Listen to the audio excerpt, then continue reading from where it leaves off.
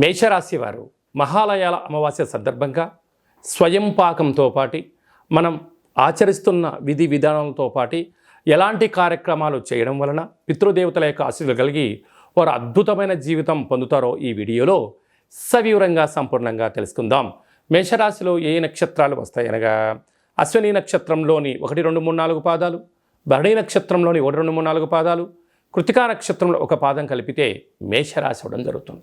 చాలామందికి పుట్టినటువంటి కాల సమయంలో డేటా బర్త్లు లేనటువంటి కారణం వలన పేరు యొక్క మొదటి అక్షరాన్ని అనుసరిస్తూ ఆ రాశిని తెలుసుకునే ప్రయత్నం చేద్దాం. చూ, చే, చో, లా, లీ, లు, లే, లో, ఆ అక్షరాల వారందరూ మేషరాశి జాతకులే. మేషరాశి యొక్క అధిపతి కుజ భగవానుడు కనుక ఈ మహాలయాల అమావాస్య అందులో బుధవారం రోజు రావడము, విశేషమైనటువంటి ఉత్తరా నక్షత్రము హస్తా నక్షత్రంలో రావడం వలన శక్తి అంటే ఎవరి యొక్క శక్త్యానుసారం మేరు ప్రకారంగా వాటితో పాటి తెలుపు వస్త్రాలను కానీ గోధుమ రంగుతో కూడుకున్నటువంటి అంటే గోధుమలతో కూడుకున్నటువంటి చక్కెర పొంగలిని కానీ అలాంటి పదార్థాలను స్వయం పాకంలో దానం చేయడం, సాధువులకు సంతువులకు ఏర్పాటు చేయడం, అలాగనే కాకులకు వారి పితృదేవతలను పూజ చేసి ఈ పదార్థాలను పెట్టగలిగినట్లయితే వారికి సర్వత్రా గృహయోగము, మనశ్శాంతి, ఐశ్వర్యము, రాజకీయ యోగము మేషరాశి వారి సొంతమయ్యే అవకాశాలు చాలా అధికంగా ఉన్నాయి. అలాగే 2వ స్థానంలో గురువు, తృతీయంలో కుజ సంచార స్థితి ఉండడం వలన ఈ యొక్క తల్లిదండ్రుల యొక్క ఆశీస్సులు ఉండడం వలన పితృదోషం తొలగిపోవడం వలన గృహయోగము, ఐశ్వర్యము, ఆనందము, సకుటుంబ సపరివార వారందరూ కూడా ఆధ్యాత్మిక తీర్థయాత్ర కార్యక్రమాలు చేయడంలో అద్భుతమైన విజయం వారి సొంతమవుతుంది. 6వ స్థానంలో బుధాదిత్య రాజయోగం కారణం వలన ప్రభుత్వం నుంచి రావాల్సినటువంటి పెన్షన్స్ కానీ, రుణాలు కానీ, అంటే రాయితీలు కానీ, పత్రాలు కానీ, ప్రభుత్వ ఉద్యోగ ప్రయత్నం చేసే వారికి ఇది చాలా మంచి కాలము. కాకపోతే సమయస్ఫూర్తిగా మెలగగలిగితే భవిష్యత్ అంతా మీ యొక్క చేతుల్లో ఉందని చెప్పి గమనించాలి.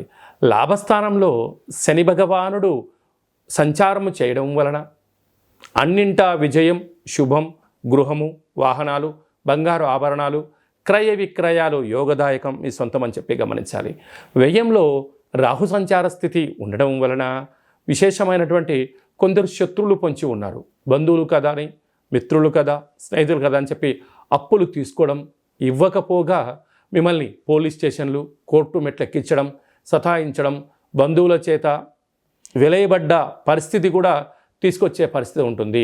ఇలాంటి కాల సమయంలో మేషరాశి వారు వీలైనంత వరకు అప్పులు ఇవ్వకుండా ఉండడం, అప్పులు తెచ్చుకోకుండా ఉండడం, ఒక 6 నెలలకు సరిపడా ఒక ప్రణాళిక రచించుకొని ముందుకు వెళ్ళగలిగితే మనోధైర్యం, ఓర్పు, సహనం, పట్టుదల, దీక్ష కార్యక్రమాలు ప్రారంభించగలిగితే మేషరాశి వారిని మించినటువంటి విజయం ఎవరికి లేదు అని చెప్పి కూడా గమనించగలగాలి.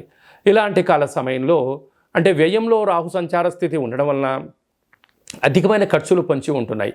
ఇలాంటి కాల సమయంలో ప్రతిరోజు నిద్ర లేవగానే 2 అరచేతులను చూసుకొని స్నానం చేయడానికి ఒక 5 నిమిషాల ముందర ఒక దోషడంతటువంటి యొక్క హిమాలయన్ రాక్ సాల్ట్ అనేటువంటిది కాలభైరవ ఉప్పును చేతిలో పోసుకొని నమస్కారం చేసుకొని ఒక బౌల్లో పోసి ఆ నీటిని తల చుట్టూ క్లాక్ వైజ్గా 3 సార్లు, యాంటీ క్లాక్ 3 సార్లు దిష్టి తీసుకొని బయట పోసేసి స్నానం చేయగలిగినట్లయితే రుణ రోగ శత్రు దోషాలు తొలగిపోతాయని చెప్పి గమనించాలి. అలాగే సాఫ్ట్వేర్ ఉద్యోగస్తులు, హార్డ్వేర్ ఉద్యోగస్తులు, రాజకీయాలు, సేవా రంగాలు, వ్యవసాయ సోదరీమణులు, గృహ భవన నిర్మాణ కార్యక్రమం చేసేటువంటి వారు, స్వయం వృత్తుల వారికి మంచి అవకాశం కనపడుతుందని చెప్పి గమనించాలి.